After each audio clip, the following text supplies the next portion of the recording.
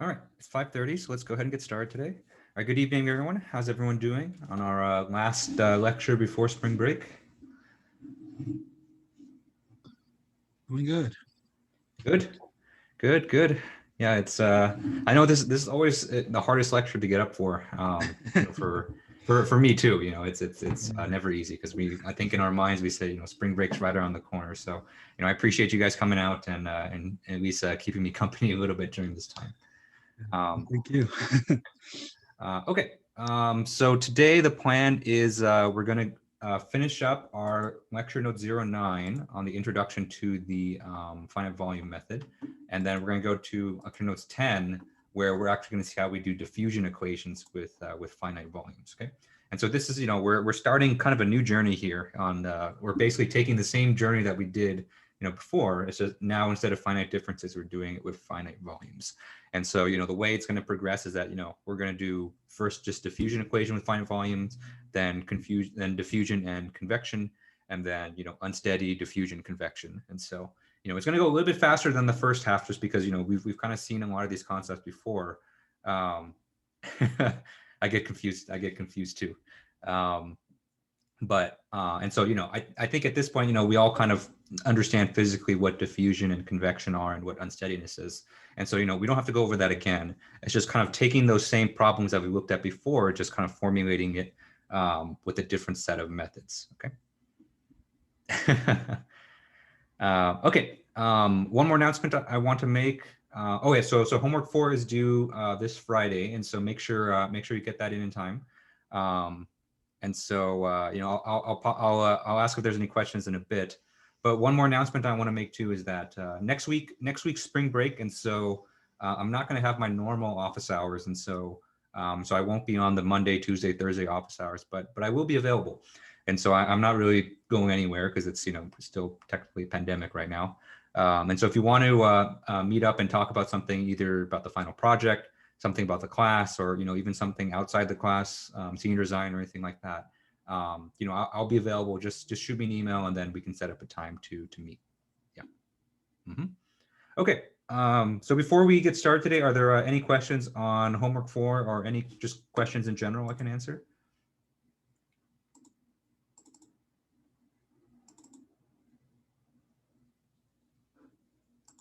How familiar am I with vibrations? Very not familiar.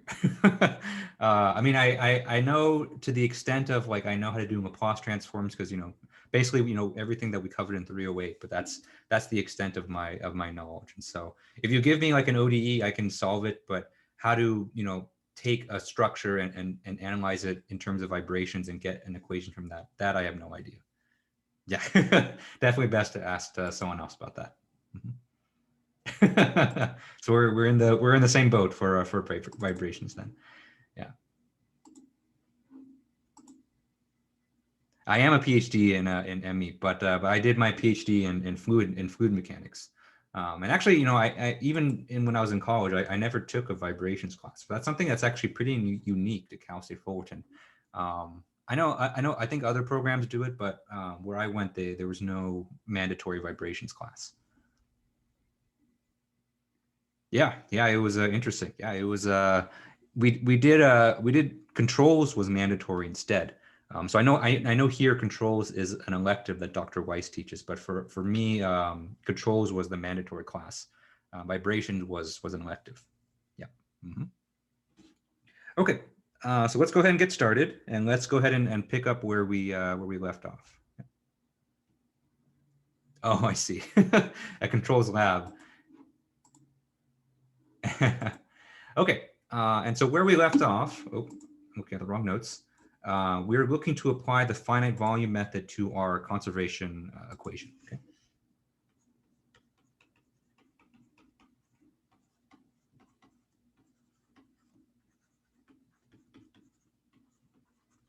Okay.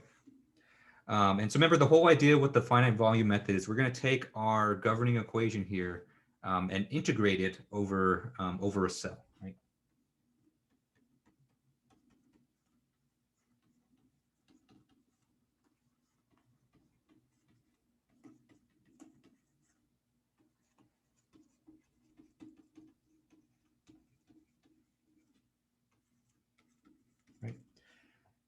And so that's the big difference with finite volumes. And so finite volumes, we're no longer concerned with just the nodal points in our grid, but we're more concerned with like the cells that it occupies, right?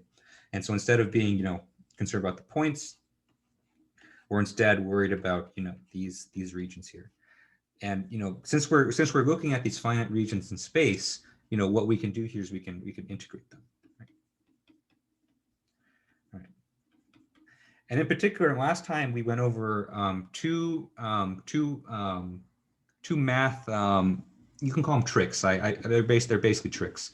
Basically, two tricks that will make our integrating easier. Because like kind of like we talked about a lot in this class, a computer can't solve a differential equation, and it sure as hell can't evaluate integrals numerically too. So in order to turn it into an algebra equation, we need to do some tricks in order to kind of simplify those integrals.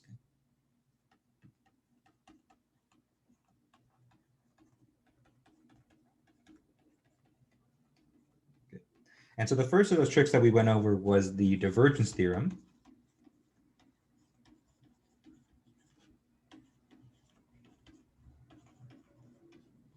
Okay. And the divergence theorem, what this allows us to do is it allows us to convert a region integral into a boundary integral.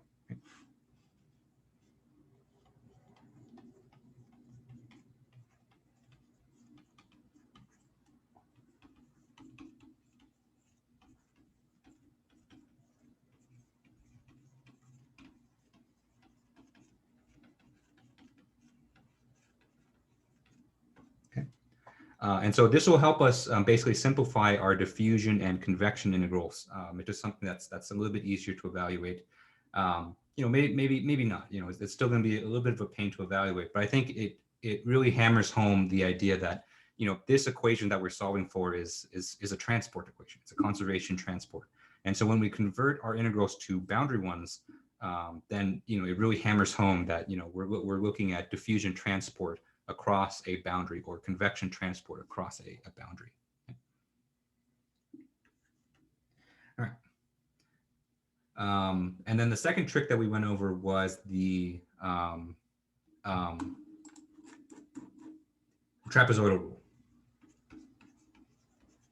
Sorry, we're going over a very similar thing in finite elements, but it's in finite elements we use Gauss quadrature, but in this class we use trapezoidal rule. And the whole idea with trapezoidal rule is to avoid doing integrals altogether. And so it's basically a way to numerically evaluate an integral.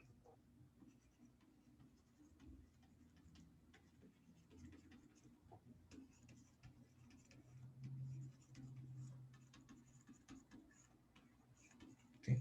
And the whole idea is basically to avoid doing an antiderivative.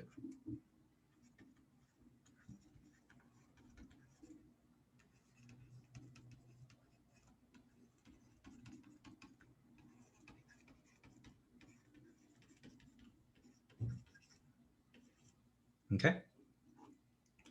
And then, with all of these things in mind, now we can actually, take our conservation transport equation, integrate it over a cell, and then start working with those integrals directly. Okay. And so I think that's basically where we left off from last time.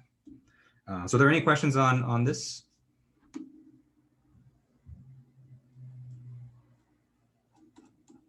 I remember tricks.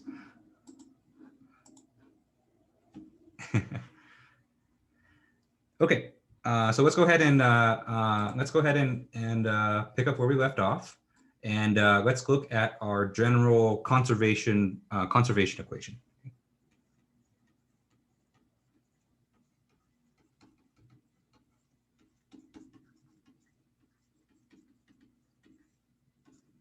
All right.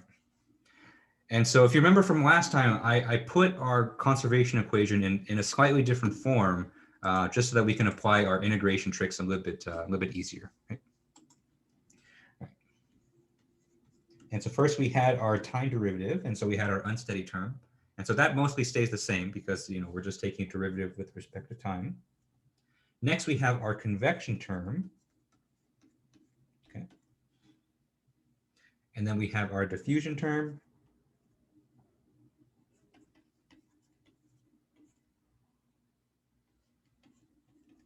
And then we finally have our source. Okay. And so this is unsteady. This is our convection term. This is our diffusion term. And this is our source. Oops. Right. And so they look different because, you know, we're not actually evaluating the integrals here, but this is kind of the vector form of this equation.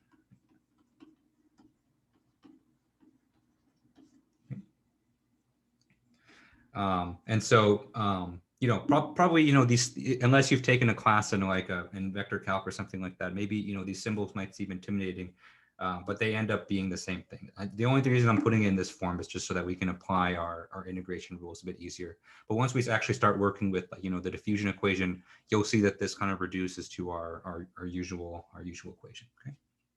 All right. And so for now, you know, we're going to ignore the unsteady term just because, you know, we'll bring that guy back in later. And you know, it doesn't really have anything to do with finite volumes at this time. And so we're left with just all of these guys. And so from here, we can take this entire equation and integrate it. Okay? And let's assume that we're in 2D. And so let's perform a double integral over all of these terms. Okay? All right. And so first thing we're going to do is we're going to take our convection derivative and our diffusion derivative, and then we're going to use divergence theorem to convert these into a boundary integral. Okay. All right, so let's take the convection derivative first. And so for the convection derivative, we have double integral over an area over the divergence of v vector times phi dA, right? And so by the divergence theorem, okay, what we're going to do is we're going to convert this integral over this 2D region into an integral over the boundary, right? And so this is now going to become a line integral around the boundary of phi times v dot n ds. Okay. And this is around the boundary of A. Okay. And then we're going to do the same thing for the diffusion derivative too. Okay. Or diffusion term, sorry.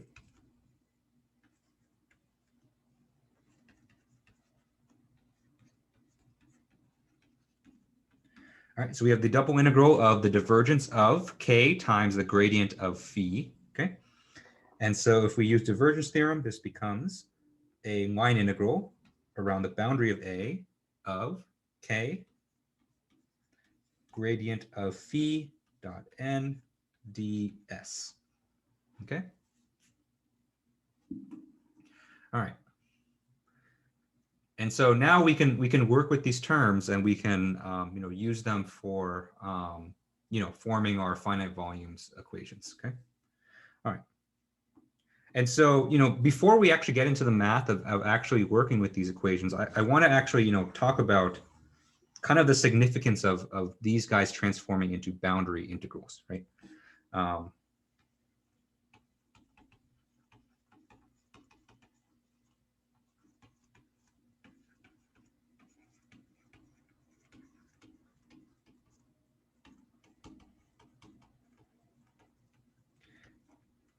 Because I think this is, I think, kind of the nicest thing about finite volumes, that it kind of encapsulates this idea of transport really well, right? And so, you know, what I have boxed here are basically our integrals for both convection and diffusion, right? And so, you know, we've kind of talked about physically what these guys mean. And so diffusion, we know, is like a passive spreading of a substance in a region of space, whereas convection is like a forced transport of a material, you know, through some convection field. Right? And so the thing that both of these things have in common is that both of them express some kind of transport, right?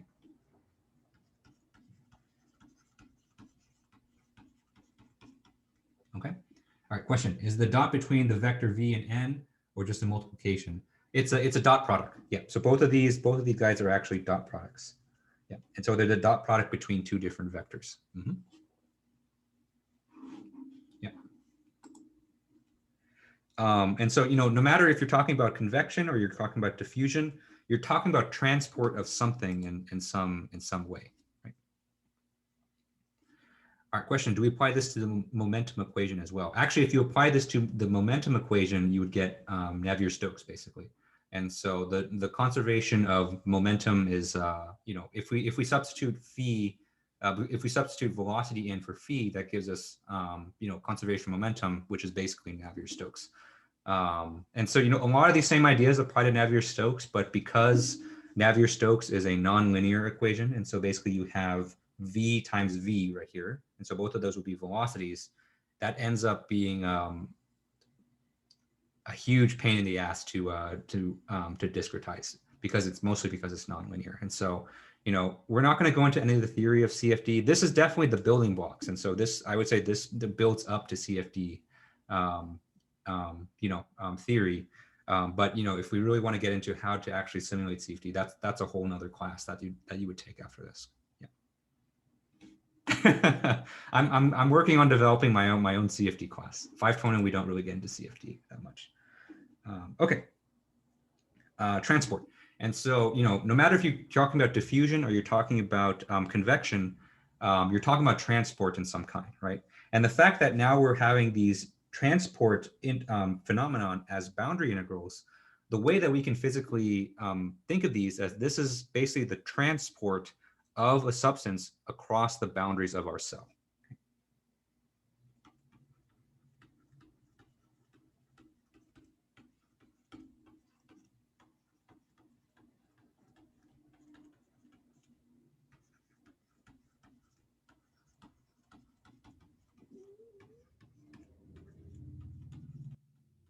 Okay. Because now that we're looking at finite regions in space, and so, we're talking about, cells and like 2D space, our substance can come into the cell and it can go out of the cell. And the way substances can come in and out of the cells is through either diffusion or convection, right? And so, I think the finite volume method does this really nicely, because they take diffusion and convection, which can encapsulate these kind of transport phenomenon. And it really kind of hammers home the idea that, this is actually transporting in space, and it's transporting across all of the boundaries in our cells. Okay? And so the formal name for these two terms, these two boundary integrals here, is that these are known as flux integrals. Okay. And so you'll hear me use the term flux quite a bit over the next few weeks. And when I say flux, all I mean is basically just the transport of a material, through space. Okay. And so finite volumes does this really well, because you have these two boundary integrals, which denote basically the diffusion flux and the convection flux of some substance in space. Yeah. Right. Can you sit in? Yeah, definitely. If it's still virtual, I'll send you guys the YouTube videos for the for the CFD class. It has to get approved, and so my plan is to have it for next year, but that's all depends on if it gets approved or not.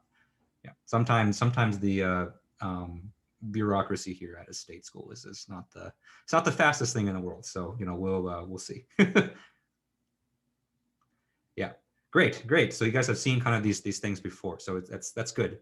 And so this idea of conservation, it's definitely a very strong math idea. So I'm glad you've seen it in a math class.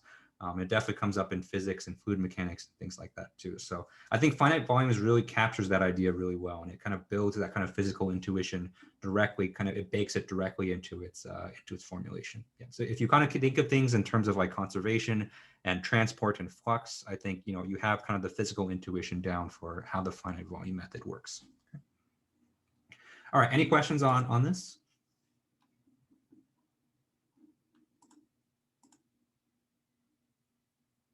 Nice. Okay. And so let's talk about how we actually evaluate these integrals, because it's this is the part I think. So this is the part I think people like about finite volumes, and the next part is what people don't like about finite volumes. And so it's kind of give or take, right? And so let's consider the most complicated situation that we'll look at in this class, which is a 2D cell, right, or a square. And what we want to evaluate in this case is we want to evaluate the, this boundary integral or this line integral that goes around the boundary, right? And let me just take one of them for a second. So let me just take the diffusion flux integral. Okay.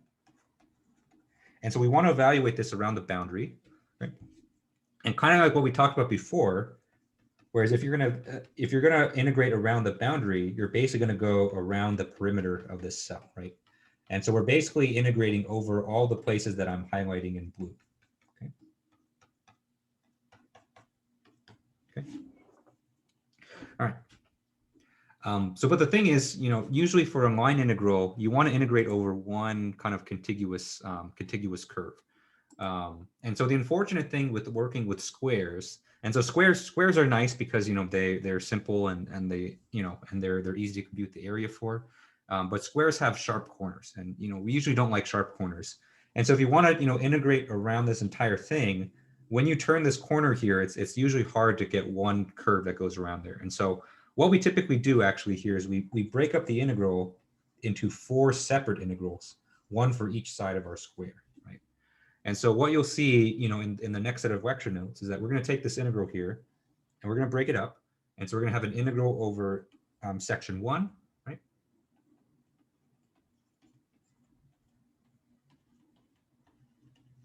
Okay, and then we're going to do another integral over section 2.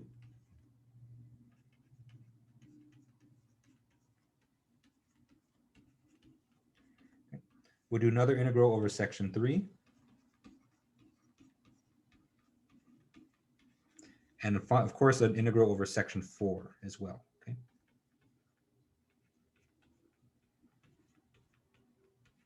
Right. And so it's a lot of integration to do, and so it's not fun. And so these integrals by themselves are not that hard to do, especially with trapezoidal rule. It's just kind of a lot to kind of keep track of. But that's basically how we're going to evaluate these integrals, is kind of term side by side. Okay. And then how we actually perform these integrals. Remember, we're going to do these with the trapezoidal rule.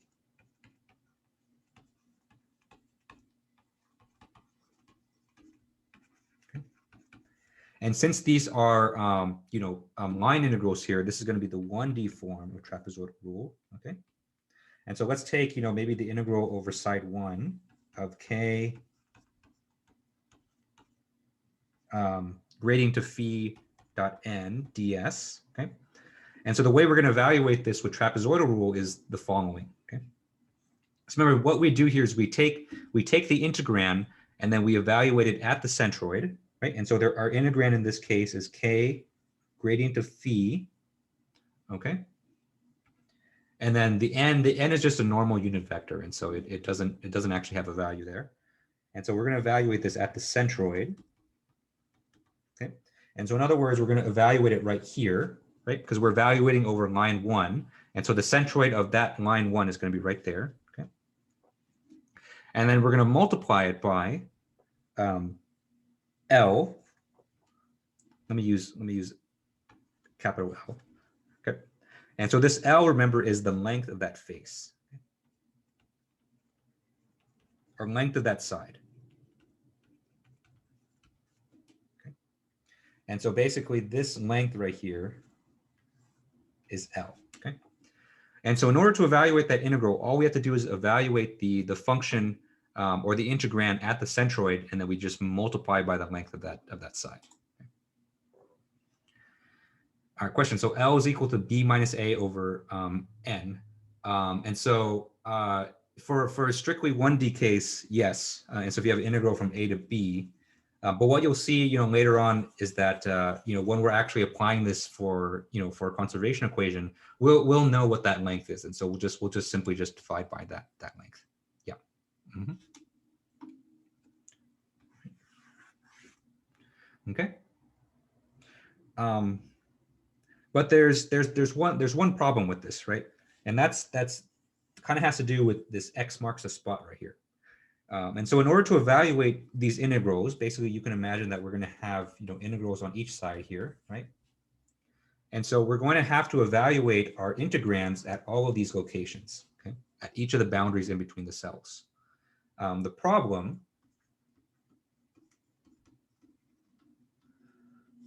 is that, you know, we actually don't want to we don't want to solve for things on the boundaries in between cells.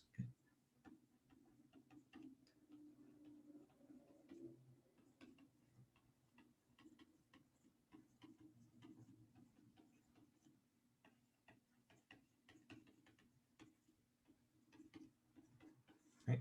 And so we don't want to actually solve for the solutions at the where all the x's are in the diagram. Okay, and so where we want to solve for it is actually in the middles of the cells, right?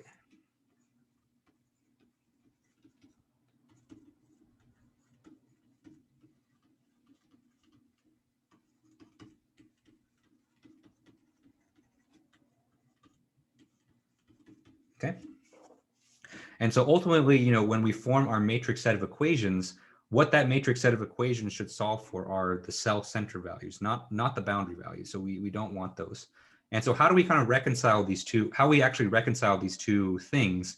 So how do we get the face values from the cell centered values is going to be, you know, is going to be a big topic, you know, that we're going to go over in the next set of lecture notes. So, and so, you know, make sure you tune in next time for Dragon Ball Z, and we'll find out how we do that. But actually, you know, Dragon Ball next episode is actually going to be in like 10 minutes. And so, you know, just stay tuned for a little while longer. Okay. But, you know, I do want to highlight that as kind of an issue with finite volumes because, you know, the mathematical formulation requires this, the values at the cell interfaces, but we don't actually solve for those. We actually solve for the cell-centered values. And so how we actually deal with that is a big important point for finite volumes. Okay. Okay, so any questions on this?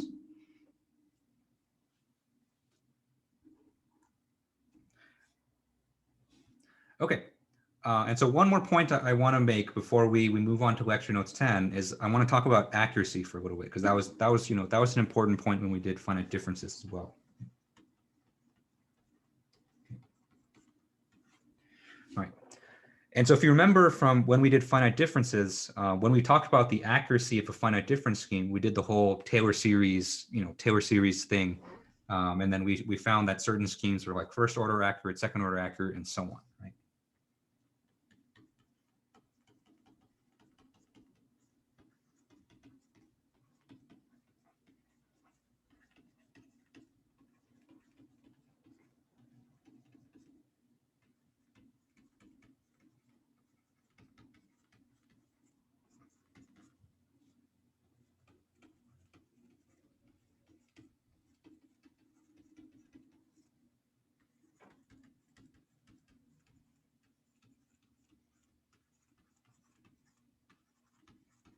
Okay.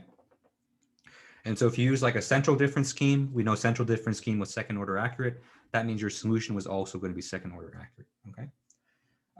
So for finite volumes, you know, we haven't really talked about order of accuracy for anything.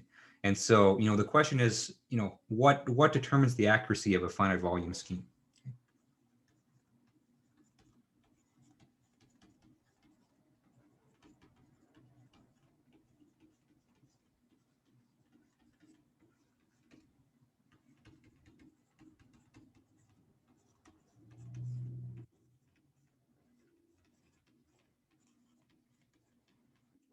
Okay. And so the accuracy of a finite volume scheme is actually determined by two things. Okay. And so the first thing that it's determined by is the accuracy of the integration scheme.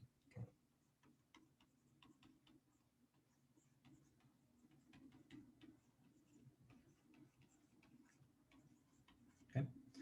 And so in other words, our choice for you know, how we evaluate the integrals. And so, you know, I've only gone over just one way to evaluate these integrals. So that's the trapezoidal rule, right?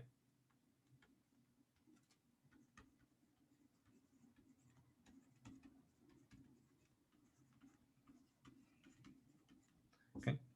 And so trapezoidal rule is kind of the simplest thing that you can do in order to evaluate integrals numerically. And so it's, I mean, it's good. You know, don't get me wrong. It's a great method.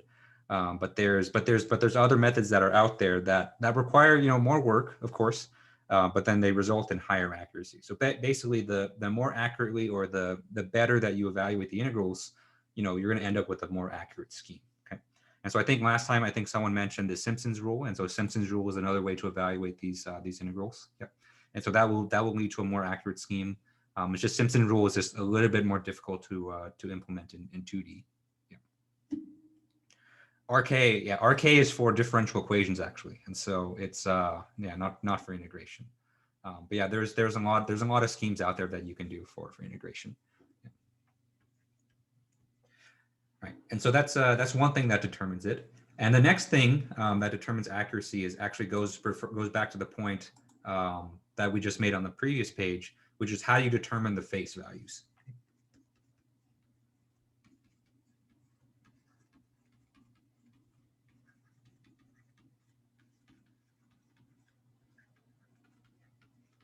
Okay. And so how do we go from basically the self-centered values to the values on the faces or the boundaries in between the cells? That's going to determine your accuracy as well. And so we'll go over, once we start doing diffusion, we'll go over, how we actually do this. But just keep in mind, that there's different options for that as well. Okay. All right. So generally, what we seek, and and kind of the methods that I'm showing you here, is we usually want to go for second order accuracy.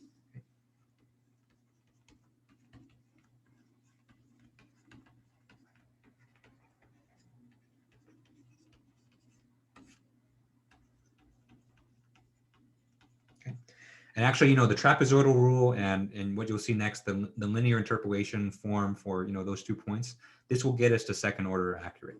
And so if you're second order accurate, usually that's pretty good, and that's even good for even like commercial codes, industry codes, research codes. And so if you can get your code to be second order accurate, then you're usually in really good shape.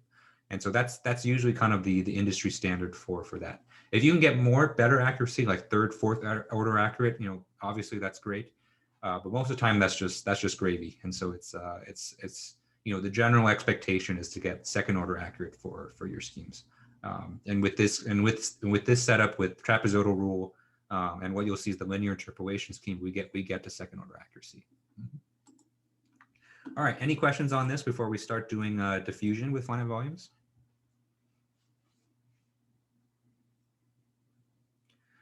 Okay. All right, so let's start talking diffusion with finite volumes.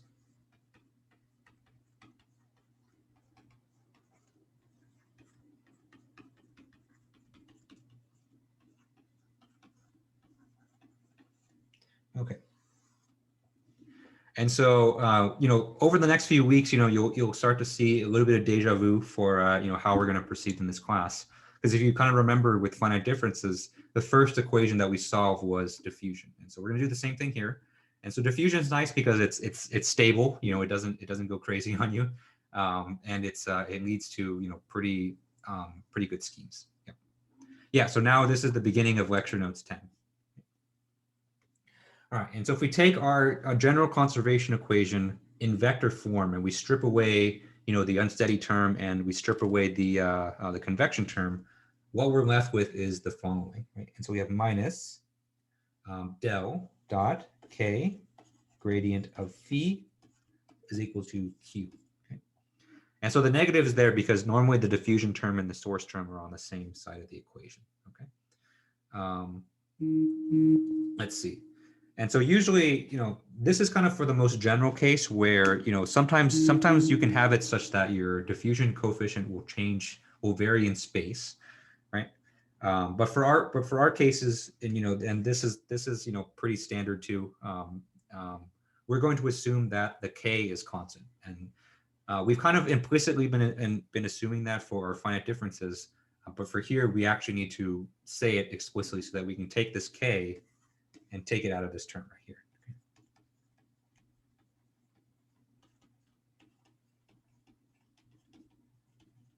Okay.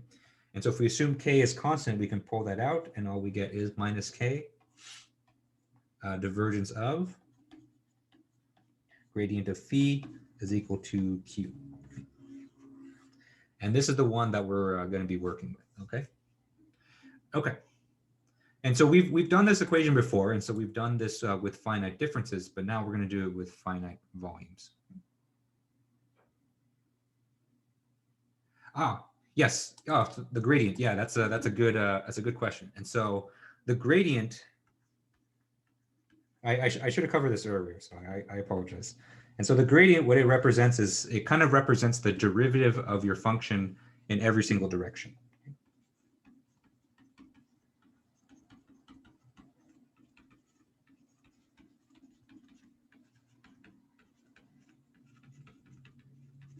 Right? And so it actually takes a scalar function like this, and it turns it into a vector.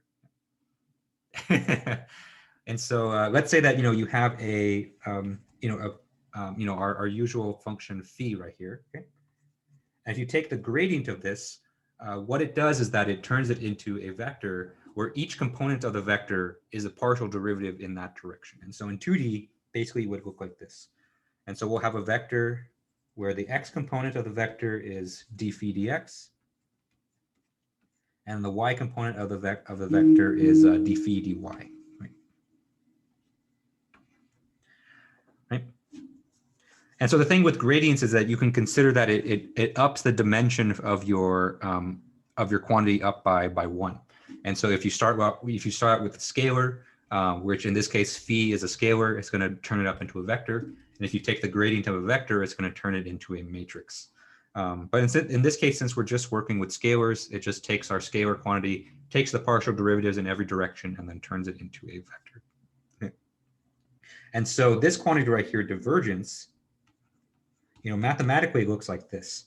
And so the nabla, or this upside down triangle, you can think of it almost as like a vector of just partial derivatives, right?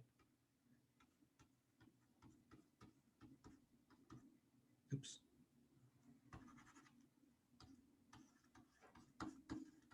Okay. And so when you take the divergence of the gradient, what you get is basically the Laplacian. So you get, I ran out of room. So you get d squared phi dx squared plus d squared phi dy squared. Yeah. Okay. You get it. It's the diffusion derivative. And so that's basically how we go from this vector form to kind of our usual form for diffusion in 2D.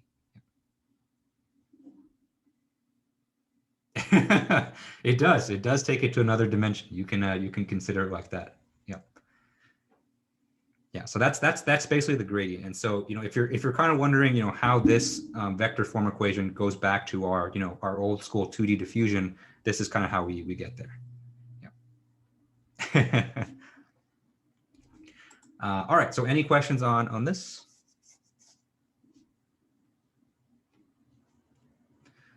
Okay, so this is our diffusion equation. And so even though we're working with a different method here, so we're working with finite volumes instead of finite differences, our goal is going to be the same. And so our goal is to basically take this differential equation and then turn it into an algebra equation. Because as we know, computers can't solve differential equations, but if you can take a differential equation and turn it into an algebra problem, then your computer will be like, I got you, fam, and then they can take it from there and solve it for you. Okay. And so the way that we get the algebra equation is going to be different, obviously, because we're doing a different method, but you might be, your emotions might range from either pleasantly surprised to extremely disappointed that you'll see that the results that we get are going to be very, very similar to the finite difference one, because diffusion is kind of the simplest simplest physical phenomenon that you can look at. Okay.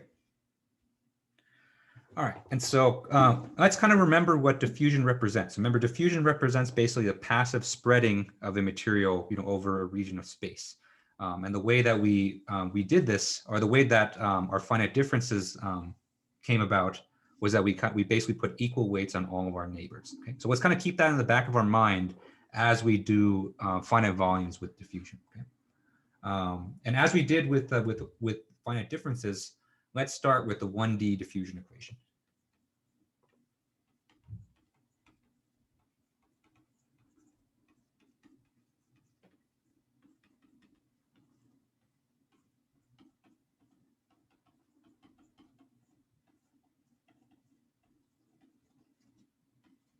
Okay.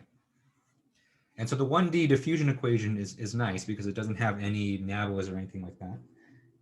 And so I'm gonna put it in this form. So normally, we have a second derivative of phi, right? But I'm just gonna break it up so that we have one derivative on the outside and one derivative on the inside. Okay. And of course, this is equal to q of x, which is our, which is our source term. Okay. And then, what we're going to do to this is we're going to integrate this over our 1D cell.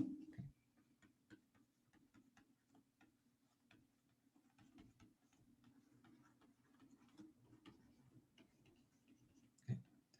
And so let's take this to be our 1D cell right here. Right?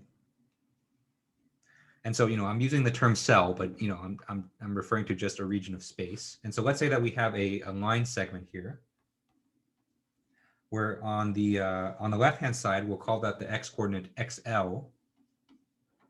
And then the x-coordinate on the right-hand side, we'll call that xr. Okay. And then what we'll do is we'll integrate in between xl and xr. And so we'll integrate over this region right here. Okay. Okay. And so if we perform that integral,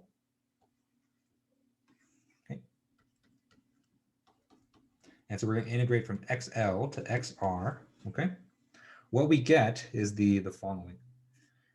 And so we have minus k out here, and so that's that's going to be just a constant.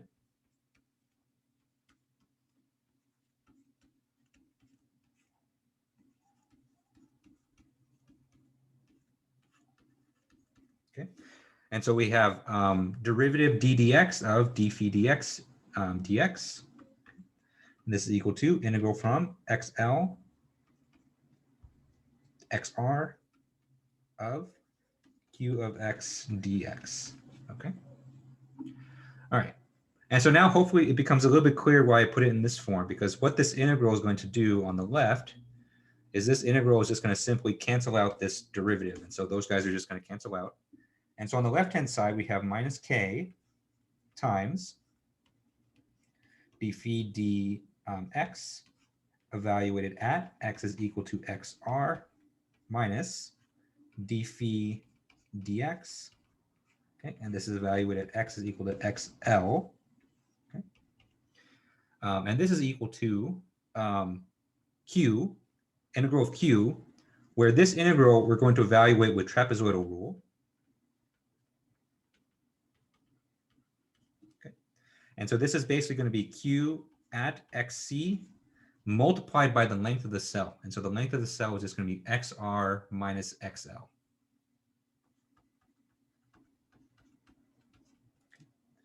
And so where this quantity right here is the length of cell. Okay.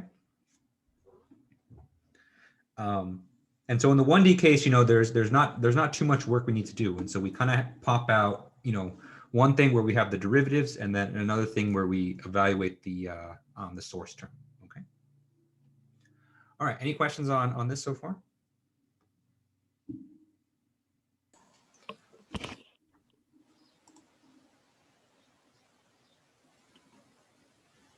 Okay. All right. Okay. And so let me go ahead and write that equation again, just so that we can see it. Okay. So we have minus k times d phi dx evaluated at x is equal to xr. Okay. And so basically on the right side of the cell, minus d phi dx at x is equal to xl. Okay. And this is equal to q of xc times xr minus xl. Okay. All right. And so this is our finite volume equation that we're working with, but we're not quite ready yet to put this into, we're not quite ready to call this done yet, because we have these guys. Okay. And so the challenge now is we want to take these guys and put them in terms of the solutions at the cell centers. Okay.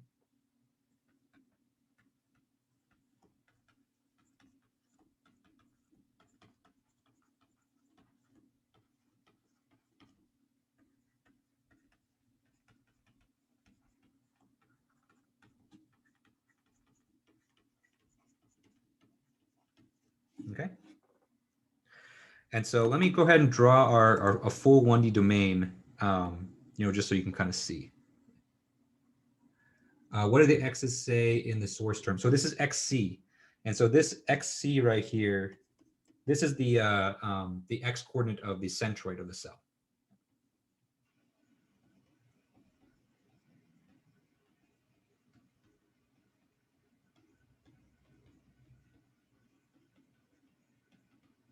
Yeah. Mm-hmm.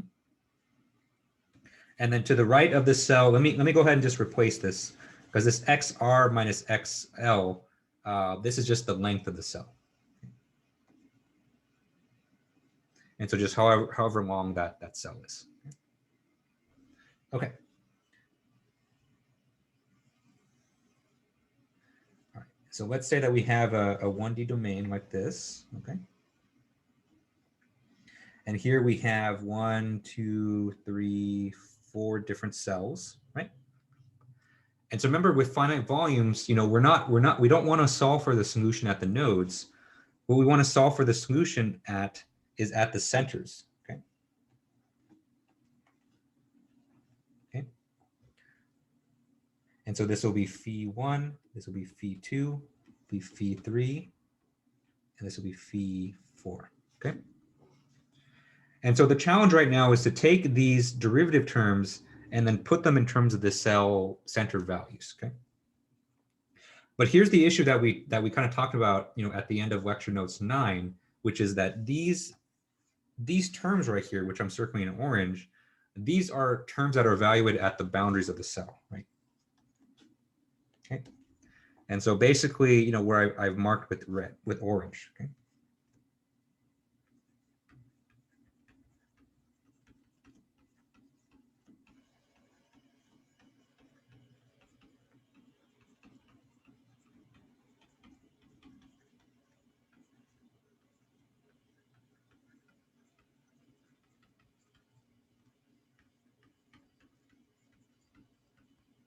Okay, so not the cell centers. Okay. But what we want to do is we want to put these boundary derivatives in terms of the cell-centered values. Okay. And so to kind of give you an idea, let me go ahead and take this cell right here and kind of pull it out, and let me pull out its neighbors as well. And I'll call it just kind of some generic values. Okay.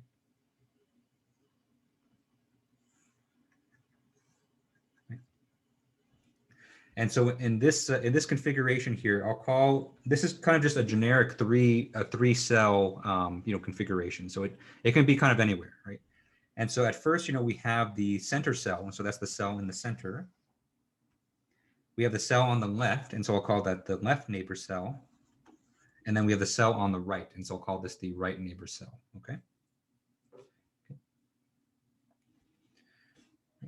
And we're interested in the solution or formulating the equation on this center cell right here. Okay.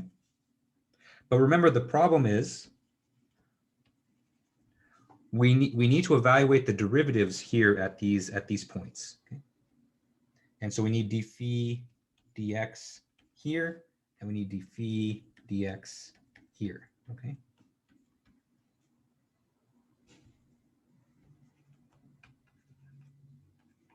Let me go ahead and draw in these guys.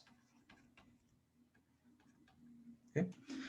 And so, the solution values that we want are not on those boundaries. And so the solution values are going to be phi L, phi C, and phi R. Okay. And so the challenge now is, how do we express this derivative here at the boundary in terms of the neighboring cell quantities? Okay. All right. So is everyone, are we still good here? So any questions on this?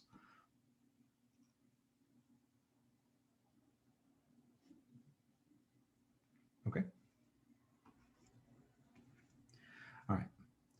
And so actually, let me label the two boundaries on this cell. And so I'll call the left boundary lowercase l, and I'll call the right boundary lowercase r to kind of match up with the same notation that I have up here. Okay. All right. And so let's take just this guy first, and let's see how we can formulate this in terms of the cell-centered values. Okay. So let's take Wait, Professor, could you go back to that last screen just a sec? Sure. Mm-hmm. All right, thank you. Mm-hmm. Right. And so let's take this quantity right here, d phi dx, at the right face, and see if we can formulate this in terms of the cell-centered values.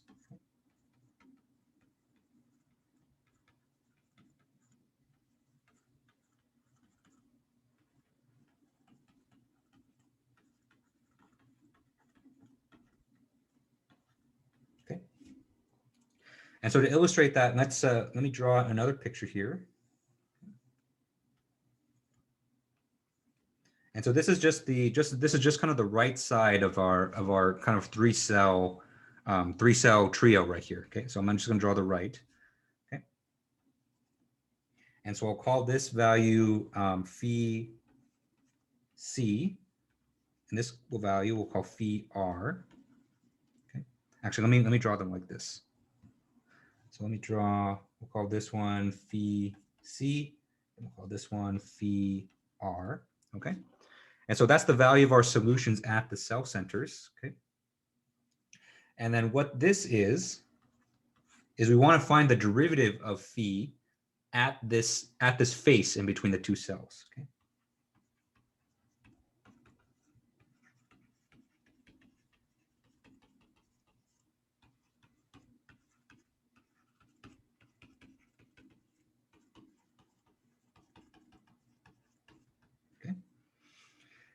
And so remember, the derivative is nothing more than just the slope of the line, right? And so if we draw a line in between phi c and phi r, all we have to do is just find the slope of this line, okay?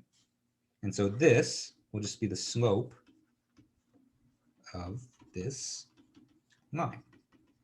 Okay. And so, let's go back and dig through our old bag of tricks that we've seen in this class. And so do we have a trick that we've seen before where we can find the derivative in between two discrete values, that we already know, right? And the answer is yes. And so we actually have a finite difference approximation for this, right? And so even though we're in finite volumes, finite difference still kind of comes in handy for this, okay? And so one way that we can express this is we can use a forward difference scheme. Okay, and so we can say that this is equal to phi r minus phi sub c divided by delta x, where delta x we're going to say is the distance in between the cell centers. Okay.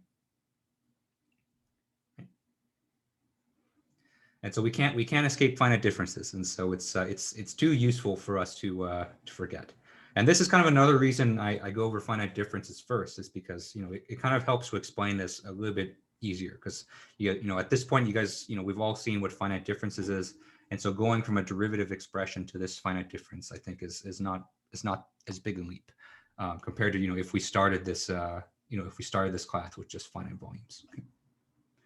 All right, and so let's go ahead and replace that derivative expression with this, okay? And then we're going to do the same thing on the left side, okay? And then by the same logic, so we have d phi dx at x is equal to xl, okay? By the same logic, this is going to be equal to phi c minus phi l all divided by delta x, okay? Right. And so now let's take these two finite difference expressions and then plug it into this formula up here for that, okay? All right, any questions on this so far?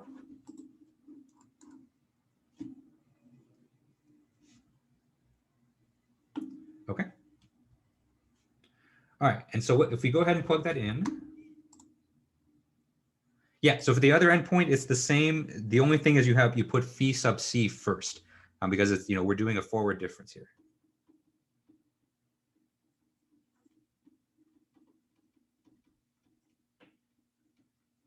Mm-hmm. Okay.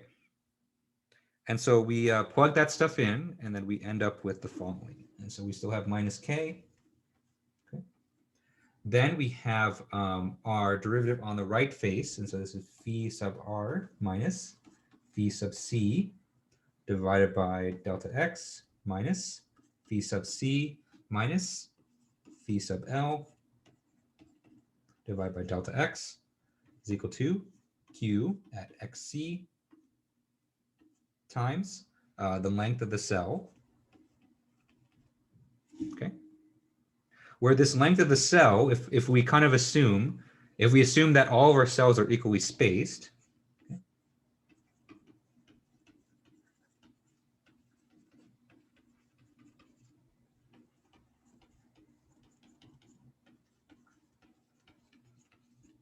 okay, if we assume all the cells are equally spaced, then the length of the cell is the same as delta x, right?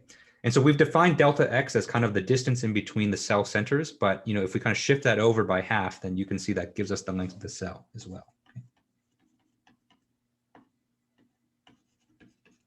Okay. And so if we go ahead and plug that in, and then we move stuff around, we divide both sides by minus k, then what we get is phi r. Let's see, phi r plus phi l. I think there's a typo in my notes.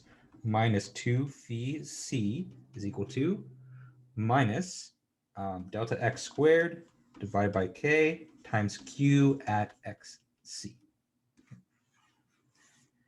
And so this is our finite volume equation for 1D diffusion. Okay.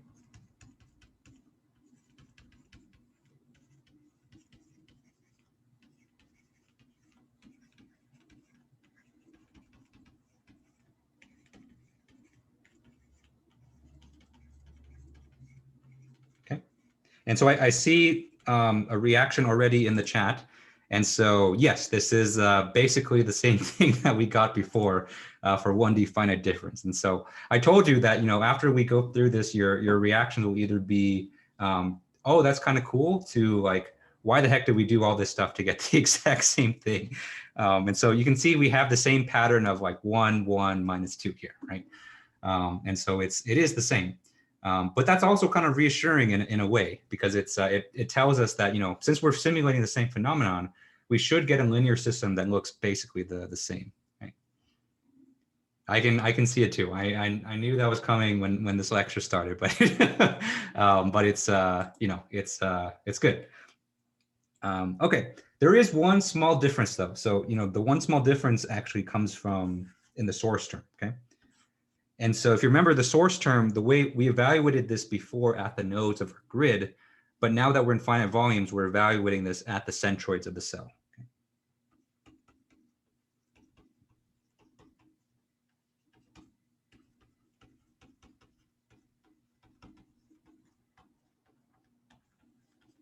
Okay. And so it's a small difference. So it's in end of the day, it's not that that big, but it's we get a very, very similar equation. Yeah. The GTA one was good as well. Yeah. Okay. All right. Any questions on this besides disappointment?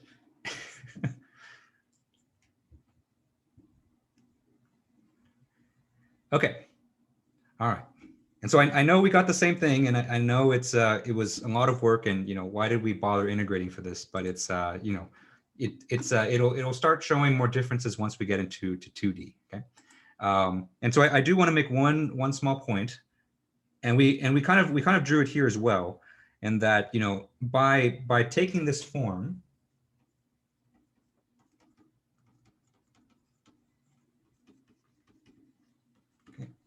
what we've kind of implicitly assumed is that the solution varies linearly from one cell center to another.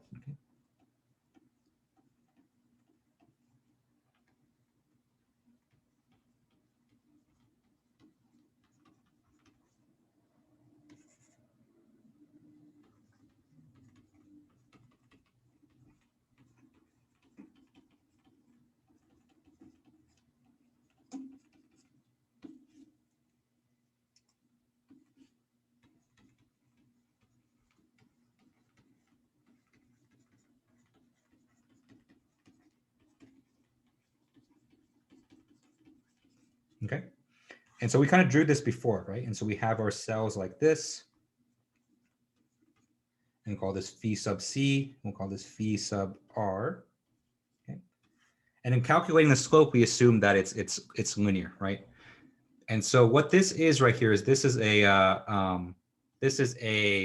linear interpolation assumption, or linear variation assumption. Okay.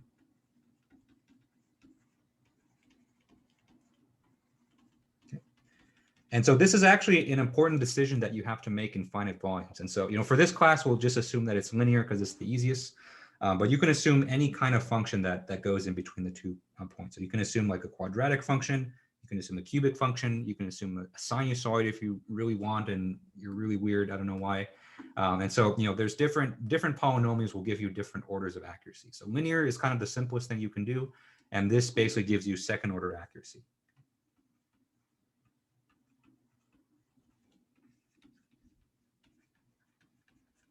Okay.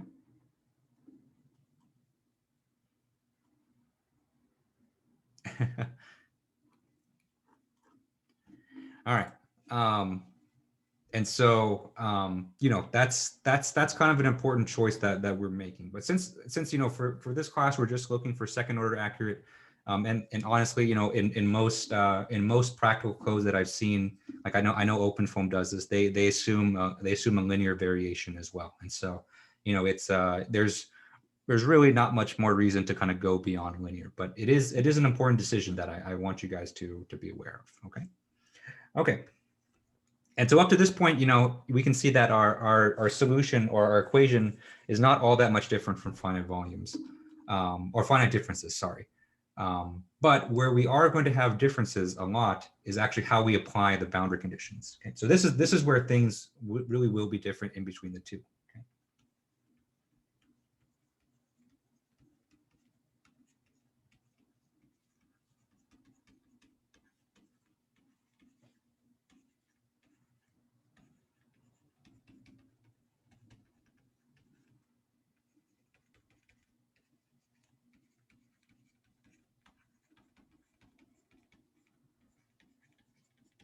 Okay, because previously what we saw in finite differences was that the boundary conditions themselves kind of became their own equations, right? So if we had a Dirichlet boundary condition, then that Dirichlet boundary condition became an equation.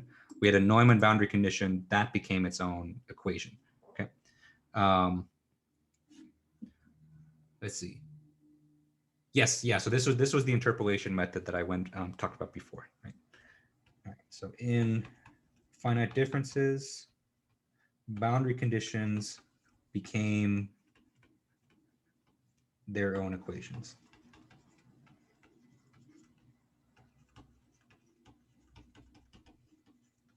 Okay.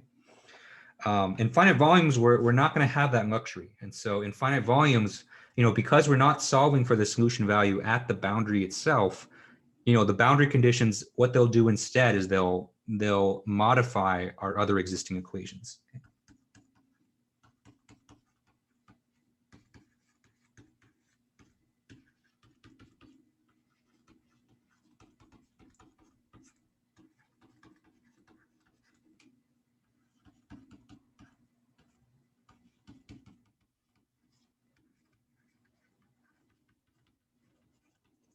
Okay. And so what you'll see is that if you have a cell that borders a boundary, that's going to affect how that formula is going to be for that cell.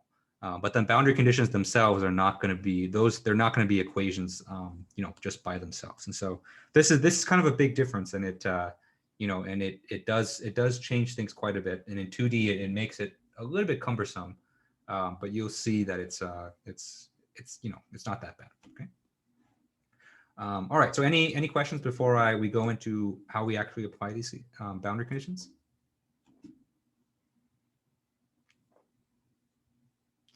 Okay. All right. So let's talk boundary conditions.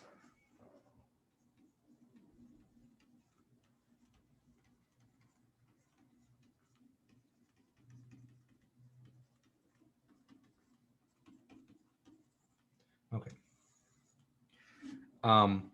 And so just like we did with finite differences, we're going to have Dirichlet boundary conditions and also Neumann boundary conditions. Okay.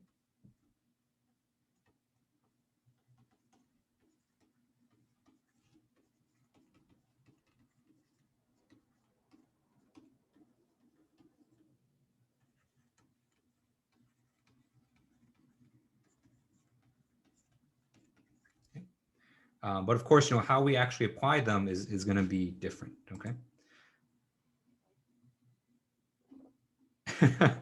One Justin Tran is my iPad, and that's the one that I write on, and then the other one is my laptop, which I use for audio. And so there's only one of me. It's just two devices that have my name. Okay. All right. So let's do Dirichlet boundary conditions first, because that's kind of where we started with finite differences. But for finite volumes, you'll actually see that Dirichlet boundary conditions are a teensy bit more inconvenient to accomplish. Okay. All right, and so remember for Dirichlet boundary conditions, what they are is that we're directly specifying the solution values, right?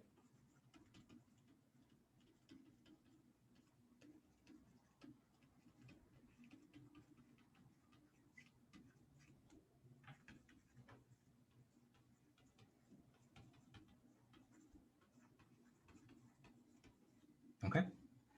And so one example of this, let's take just a 1D domain. And so let's say that we have a Dirichlet boundary condition applied at the left, okay? And so let's say that we're applying a known value of phi naught here on this left-hand side.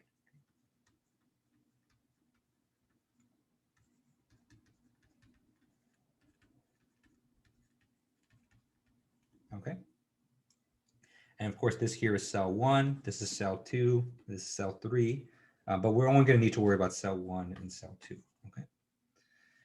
And so let's formulate the equations for cell 1 here. Okay.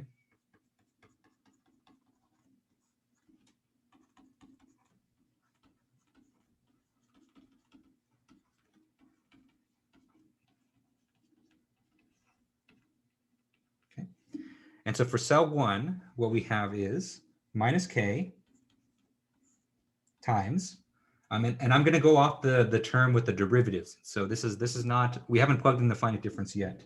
Okay? And so this is going to be d phi dx at x is equal to xr minus d phi dx. And this is evaluate xl. Okay. And this is equal to q at xc times delta x. Okay. All right. We'll call this XL. A little bit easier to see. Okay.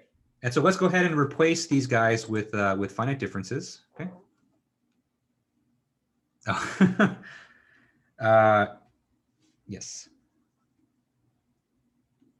There we go. Okay. Oh, right here too. There we go. Okay. And so let's go ahead and replace these.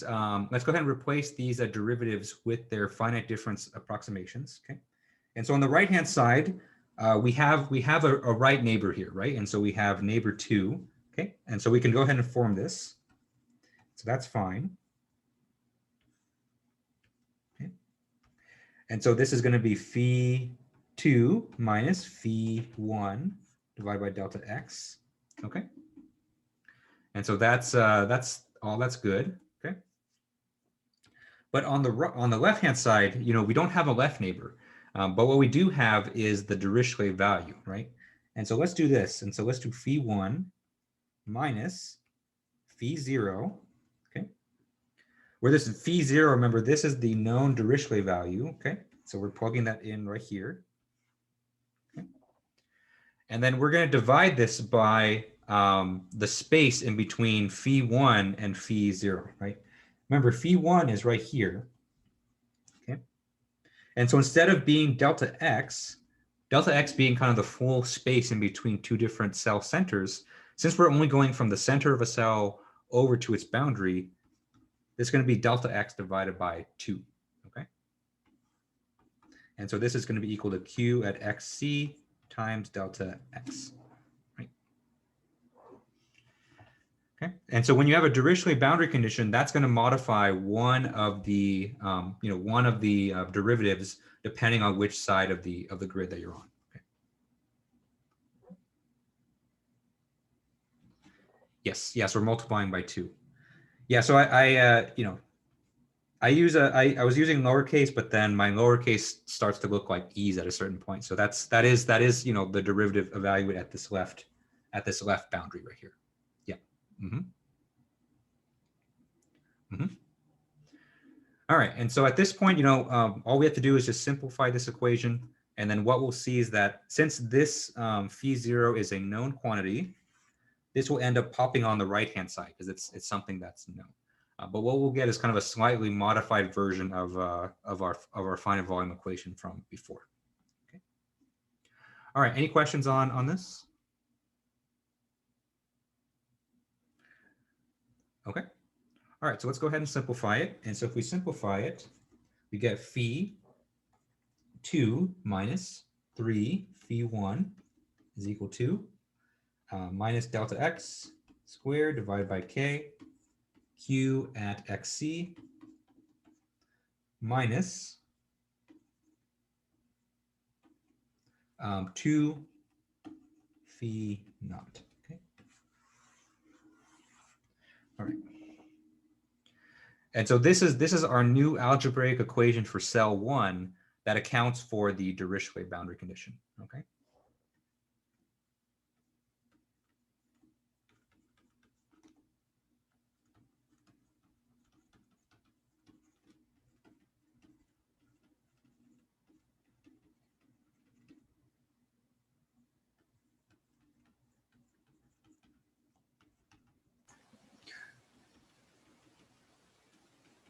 Is there a question? Oh, yeah. Yeah, Professor, right on the right side of that, is that minus 2 Yes. phi c? Yeah, it's a minus 2.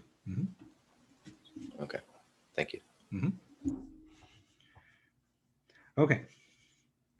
And so one thing, I'll say is that you have to be careful using this equation. And so this was strictly for a Dirichlet boundary condition on the left side. Okay. And so actually this will only apply if your Dirichlet condition's on the left.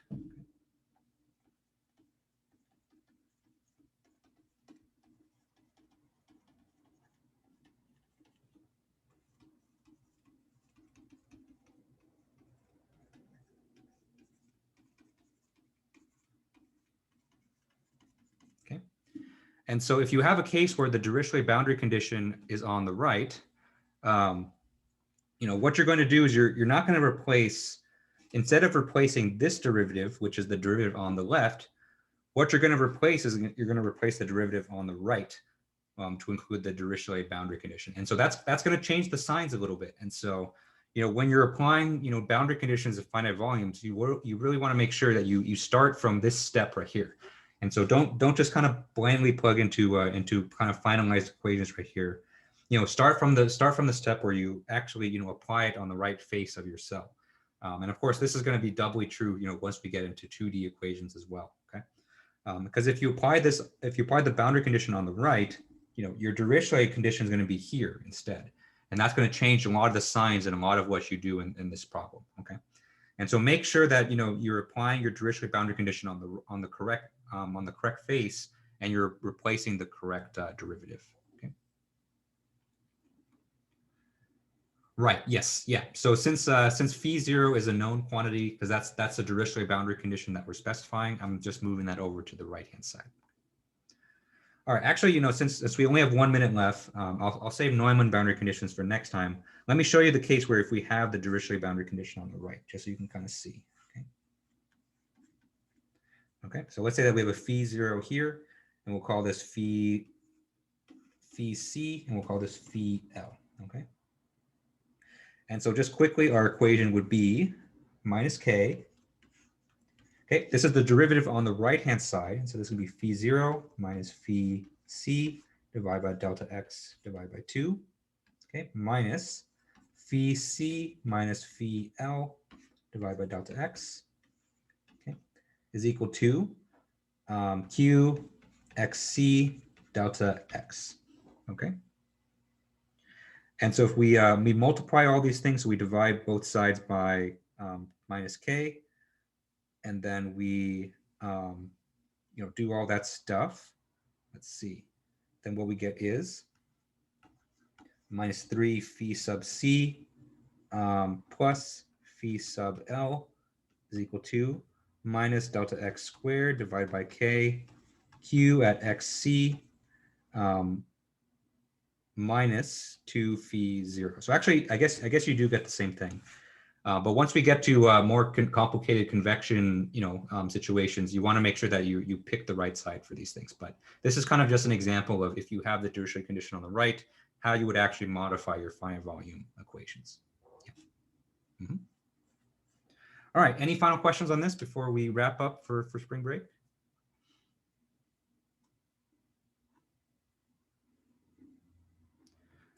Okay, so that's all we got time for. So thank you guys for tuning in today, as usual. And it's oh yeah, I'll go to the previous page. And so let me okay. So I'll answer Tyler's question in a bit, but thank you guys for tuning in today. Have a great spring break. Stay safe, stay healthy out there. And I'll see you after the break. Thank you, Professor. Thanks, guys.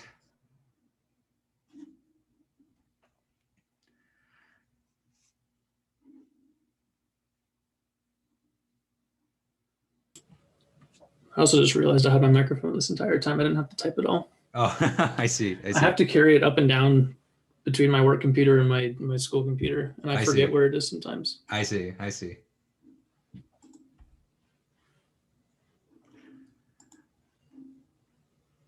right. So what's your question? It was on page 6 of your notes. When you were going over the gradient. Okay. Where you did, I guess, the dot product between the gradient and the gradient of phi. Yeah. Down the very bottom. Yeah. I don't know how the math checks out there, where you get delta squared or delta squared phi over delta x squared. Yeah. So it's kind of like it's almost like a pseudo math kind of thing, because usually I don't know if it's just been a while since I've done that. Yeah, it's I think probably it's been a while for everyone. Probably. Because normally when you take a dot product between two vectors, you kind of multiply, like you take the first entries and you multiply them together, and then you add the two second entries and you multiply them together. Yeah. But when you're taking the gradient, you're not multiplying things. You're taking the derivative. Yeah. And so when you do this, you take both the first entries. So you have d partial x times partial phi partial x, and then you take both the second entries, which is partial partial. Wouldn't that give you? Oh, never mind. I guess this is different than multiplying derivatives. Like, because when you have like d over dx multiplied by another, like a second derivative, isn't it d? Yeah. So it's not quite the same. So you're actually not multiplying these things. You're actually just taking the derivative. And so because wasn't like the second derivative like wasn't the denominator like d squared x squared or something like that? Or am I wrong? Yeah. So it's the derivative should be, or the denominator should be partial x squared. And so in this case, you're not multiplying the partials on the bottom. Okay. And so maybe that's where I was confused. Yeah, it's like a pseudo notation. So it's like you're not actually multiplying it. You're just kind of taking the derivative. And but so was that right? Like when you take the second derivative, is it actually like d squared x squared on the bottom, or is it dx squared? I've forgotten, because I always just use like apostrophes for derivatives, or dots. Yeah. I don't actually write like dx squared over, or d squared x over dx squared or whatever. Yeah, it is just dx squared, because is it okay? Yeah, so the thing on the bottom. bottom. So long since I've. Yeah, so the d there's actually no units to it, and so if you kind of think of these as like phi is like maybe temperature, and then x is like distance, and so if you take the second derivative of that, then the d's don't have any units, and so it would just be temperature over distance squared, and so that's why the general notation is. Oops. I don't know. I was trying to treat the top and the bottom the same, because you have a square on the top. For the partial, but yeah, it's more of a pseudo notation more than anything. Yeah. Okay. I thought I had one more question. Maybe I didn't.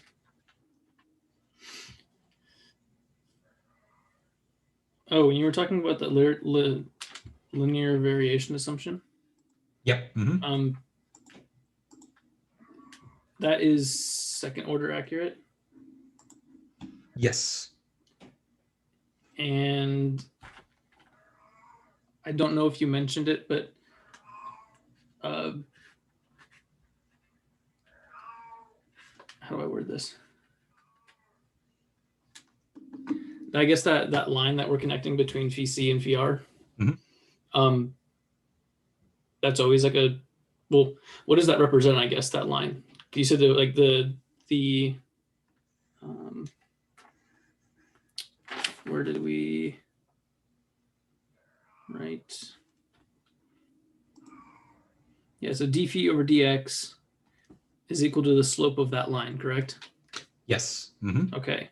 So what if that line isn't a straight line? Is that even a thing?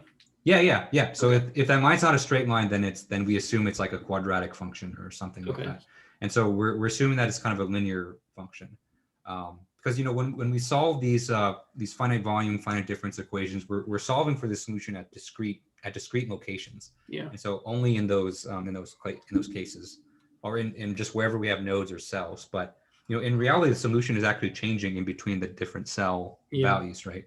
And so how we actually vary from one cell to another or one node to the other, it's really kind of up to us how we want to have that variation. Okay. Because if it wasn't a straight line, then you could have multiple values for that slope, right? Exactly. Right. Yeah.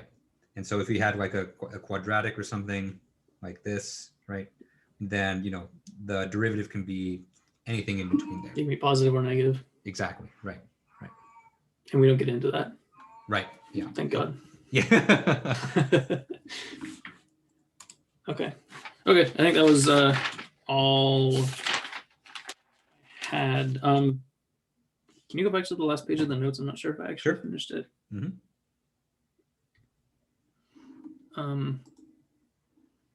That bottom line, you were just proving something, right? That wasn't actually.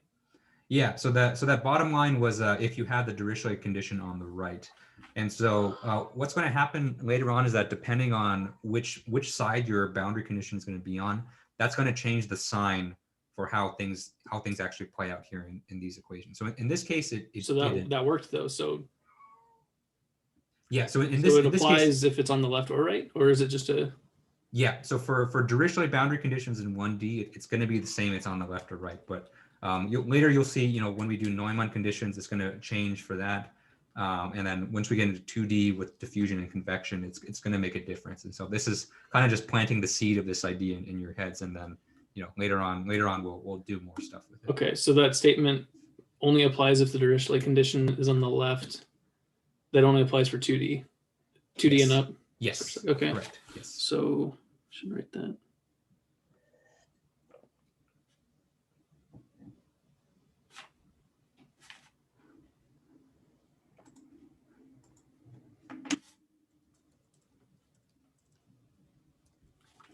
Okay, great. All right, that was all I had. Thank you. Okay. Yep. No problem. Have a All good break. Thanks, you too. All right. Daniel, Sean, did you guys have any more questions?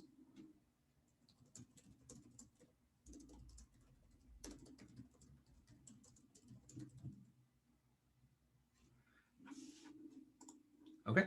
So if you guys don't have any questions, I'm going to go ahead and close the call. So have a great spring break, and I'll see you after the break.